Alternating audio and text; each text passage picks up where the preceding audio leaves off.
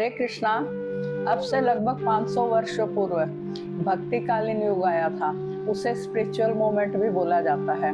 उसमें लौट के लौट कृष्ण भक्त आए थे, जैसे मीराबाई, तुलसीदास, तुकाराम,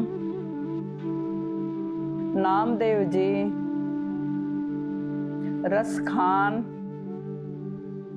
सूरदास। इन्हीं भक्तों की श्रृंखला में एक धन्ना जाट भी बड़े फेमस कृष्ण भक्त हुए हैं। वो किसान के बेटे थे। उनके पिता का साधु संतों की सेवा करने का स्वभाव था। उनके यहाँ कृष्ण भक्त आते थे, 2 दिन 4 दिन 2 घंटे 10 दिन रहकर आगे चले जाते थे।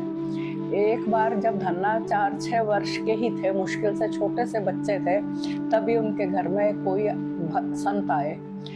वो क्या करते थे, रोज सुबह जल्दी उठकर नहा लेते थे और फिर अपना भजन करने बैठ जाते थे, माला करते थे।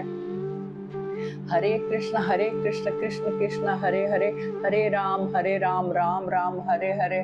माला इत्यादि करने के बाद में जब उनके घर में प्रसादम तैयार हो जाता था, तो उनकी माँ, धन्ना की माँ, उनको प्रसाद दे देती थी। तो वो साधु क्या करते थे कि अपनी झोली में से एक शालिग्राम निकालते हैं। शालिग्राम काले काले गोल मटोल होते हैं, जो गंडकी नदी में पैदा होते हैं। तो शालिग्राम को एक जगह विराजमान करके और उनकी माँ जो भोजन देती थी वो शालिग्राम के सामने डालते थे और तुलसी डालकर और आंख बंद कर बैठ जाते थे और कुछ देर बाद उस प्रसादम को उठाते थे और खुद ग्रहण कर लेते थे।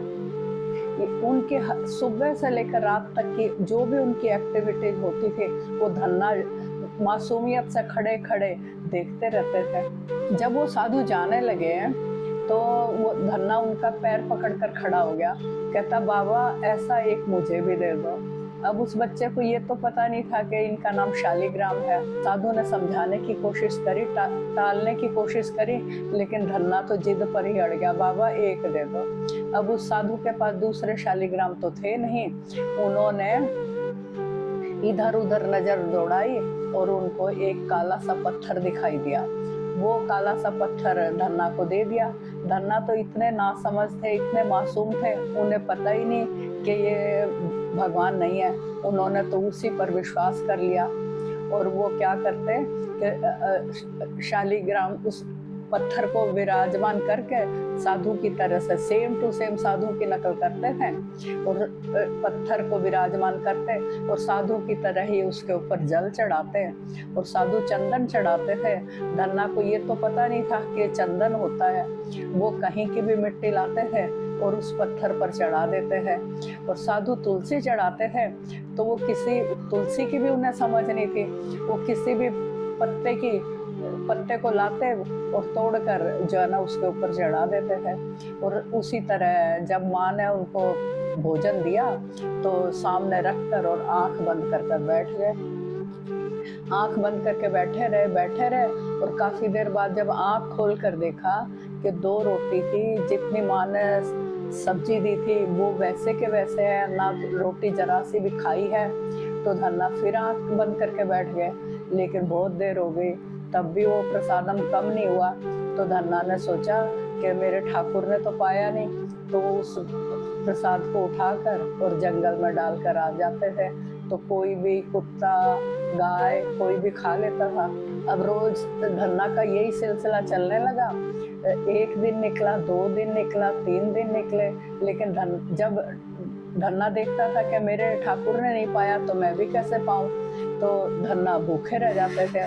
और धन्ना की माँ को भी नहीं पता कि उनका बेटा ये कर रहा है। एक दिन भगवान धन्ना की भक्ति के कारण, धन्ना के भाव के कारण भगवान प्रकट हो गए। शालिग्राम से भगवान हाथ पैर आंख नाक वाले और चलते फिरते छोटे से बालक के रूप में प्रकट हुए और खाने लगे। अब धन्ना ने जरा सी आंखें खोली और देखा ठाकुर पा रहे हैं। 1 बुर्की पाई, 2 पाई, 3 पाई हैं। और जब आधी रोटी ही बची ना तो धन्ना ने उनका हाथ पकड़ लिया और कहता आपके अंदर दया जरा भी नहीं है। मैं आज 4 दिन से भूखा बैठा हूँ, आप सारा गट कर जाओगे, मेरे लिए कुछ भी नहीं छोड़ोगे। तो भगवान हंस पड़े और उन्होंने धन्ना के लिए वो आधी रोटी छोड़ दी। धन्ना उस रोटी को खाकर तृप्त हो गए। अब रोज का यही सिलसिला चलने लगा कि धन्ना की माँ प्रसादम देती थी और दोनों भक्त और भगवान दोनों बैठकर उस प्रसाद को ग्रहण करते थे। इस तरह करते करते साल 6 महीना निकला कि पता नहीं कितना समय निकला कि वो साधु कहीं से घूमते घामते फिर आ गए उनके घर पर। तो आकर धन्ना ने घुसते ही उनको बताया, बोले आप कैसा ठाकुर देकर गए, पहले तो कई दिन तक आया ही नहीं और फिर जब आया तो सारा गट करने लगा। तो उस बच्चे की भोलेपन से बोलने पर और साधु समझ गए, साधु बड़े विद्वान थे, बड़े दूरदर्शी थे, वो समझ गए बच्चे की बात में सच्चाई है। वो एकदम चौंक पड़े और कहते हैं क्या बोला लाला, फिर से बोल, क्या बोल रहा है तू, फिर से बोल लाला। तो उसने फिर से वही बात दोहरा दी, बोले मैं सच बोल रहा हूँ, आप कैसा ठाकुर देकर गए जो अकेला अकेला खाने लगा। वो तो मैंने बोला तब उसके अंदर दया आई है, दया नहीं है उसके अंदर। तो फिर वो साधु चौंक पड़े। तो साधु बोले कि धन्ना क्या तू मुझे उनके दर्शन करा सकता है। बोला करा दूंगा, मुझे क्या है, वो तो रोज आते हैं, हम दोनों एक साथ प्रसाद ग्रहण करते हैं। अगले दिन फिर धन्ना का वही क्रम शुरू हुआ और वैसे ठाकुर आ गए और अपने गुरु को सामने बिठा लिया।